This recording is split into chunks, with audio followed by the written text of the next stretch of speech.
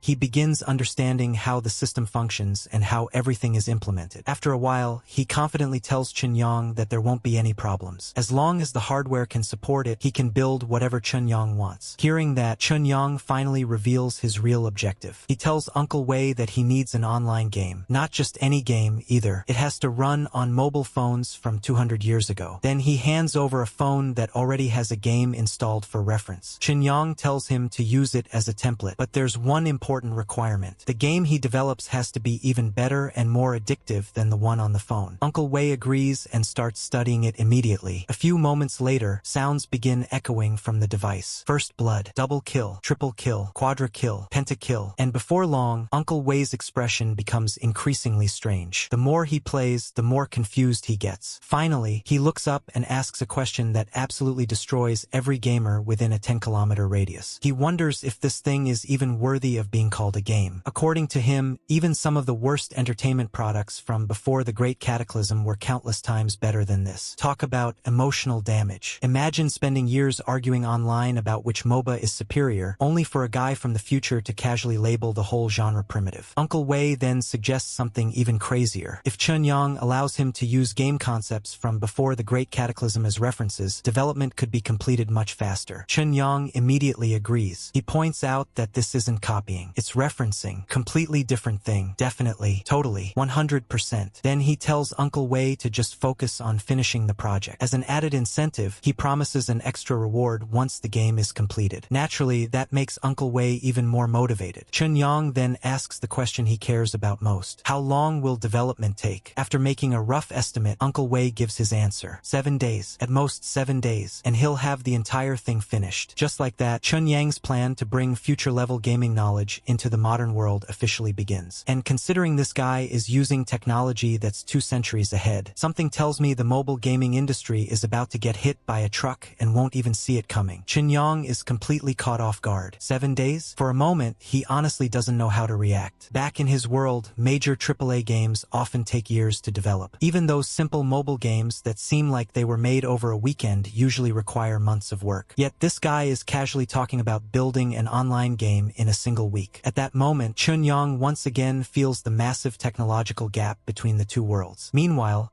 Uncle Wei notices Chunyang staying silent, and unfortunately, he completely misunderstands the reason. Instead of thinking Chunyang is shocked by how fast that is, Uncle Wei starts worrying that the boss thinks he's too slow. The poor guy immediately gets nervous. After hesitating for a moment, he decides to take a risk. He says that the project could actually be completed even faster. There are several other people in the settlement who understand intelligent brain-computer technology, and if he recruits them to help, development speed would increase significantly. Then he gives a new estimate. Less than 5 days. This time, even Chunyang almost loses it. 5 days. Forget mobile game developers. There are people who spend 5 days just deciding what icon to use for the app. At this point, Chunyang can only laugh internally. He feels like finding Uncle Wei was basically hitting the jackpot. An SSS tier workaholic who can build games in under a week? What kind of blessing is this? Without hesitation, he pats Uncle Wei on the shoulder, gives him a thumbs up, and tells him to go recruit everyone he needs. However, Uncle Wei still looks hesitant. He points out that bringing in more people will increase Chunyang's burden. After all, more workers means more supplies, more food, and more resources. But Chunyang simply waves it off. He reveals that he originally planned to recruit everyone in Grey Rat District D anyway. The moment those words come out, Uncle Wei freezes. For a second, he thinks he misheard. Everyone? Li Lu immediately steps in and confirms that it's true. She explains that Chunyang wants to establish a base of their own. As long as someone is loyal and trustworthy, they can be recruited. The moment Uncle Wei hears this, his emotions completely overflow. His eyes turn red. His voice starts trembling. Then, before anyone can stop him, he drops to his knees. He declares that Chunyang is their savior. Chunyang is immediately caught off guard. He quickly tells him not to do that. From his perspective, this is just employment. A boss hiring workers. Nothing more. But Uncle Wei shakes his head. He says Chunyang doesn't understand. The tax collection period is approaching, and if not for Chunyang's arrival, everyone in Grey Rat District would have been in serious danger. Hearing that, Chunyang becomes curious. Tax collection? This is the first time he's heard anyone mention it. He asks why nobody told him sooner. Li Lu lets out a sigh. She explains that it's a long story and says she'll explain everything after she finishes communicating with the settlement residents. Chunyang agrees. For now, there are more urgent matters. He leaves the phone behind for testing and reminds Uncle Wei that he expects to see the finished game in 5 days. Uncle Wei immediately guarantees that the mission will be completed. No hesitation, no doubt, just pure confidence. With everything settled, Chunyang announces that he'll be leaving. Uncle Wei respectfully tells him to take care. As Chunyang disappears into the distance, Li Lu and Uncle Wei watch him leave. After a long silence, Uncle Wei finally asks the question that's been bothering him for a while. What exactly is the background of their boss? The more he thinks about it, the stranger everything becomes. All of the items Chunyang brings come from hundreds of years ago, yet every single one looks brand new. Not old, not damaged, not even slightly worn. Honestly, they look fresher than products straight from a factory. Even unopened antiques shouldn't be preserved this perfectly. Li Lu quietly admits that she doesn't know either, but she also says something important. Since the boss doesn't want to reveal his secrets, she has no intention of prying into them, and for now, that's enough. He asks the one question that's been bothering him the most. How can they be certain Chunyang doesn't have any malicious intentions toward them? Li Lu immediately repeats the phrase as if the idea itself sounds strange. Malicious intent? Uncle Wei points around the room and points out their reality. Their settlement is so poor that it's practically cleaner than their own faces. What exactly do they have that's worth Chunyang scheming for? Hearing that, Li Lu actually pauses to think seriously. Then she suddenly realizes something. The food Chunyang has casually brought over during the past few days is already enough to recruit an entire army of evolvers. Just that food alone is more valuable than most of the assets in Grey Rat District. When Uncle Wei hears that, he can only admit she has a point, but Li Lu still shakes her head. She explains that Chun Yang feels different from ordinary wastelanders. He has a kind of peaceful aura that simply doesn't exist in the wasteland. The people here are constantly struggling to survive. Everyone carries caution, hostility, or desperation in their eyes. Chun Yang doesn't. In fact, she's less worried about him harming others and more worried about someone else trying to harm him. Honestly, from her perspective, their boss is basically walking around with a giant "Please rob me" sign attached to his back. Uncle Wei suddenly understands something. He asks if that's why she deliberately avoided telling Chun Yang about the tax collection issue. Li Lu nods. She admits that's exactly why. To her, Chun Yang is the only opportunity Grey Rat District has to completely change its fate. Because of that, she intends to eliminate every possible risk factor before involving him. Uncle Wei finally understands her reasoning. With renewed determination, he declares that he'll work even harder and complete the task Chun Yang assigned as quickly as possible. Meanwhile, back in the modern world, Chun Yang returns to the familiar alleyway. After successfully teleporting back, he immediately remembers another problem: his phone situation, so he decides it's probably time to buy a new one. But before he can leave, something strange suddenly happens. A powerful sensation rises from deep within his body. Chun Yang instantly stops walking. The feeling is impossible to ignore. For a moment, he carefully examines himself. Then realization hits. This feeling is exactly what Li Lu described before. The enhancement serum has been fully absorbed, which means only one thing: his body is now ready for the next upgrade. A smile immediately appears on his face. Looks like he can finally inject the Tier 2 enhancement serum. And unlike normal people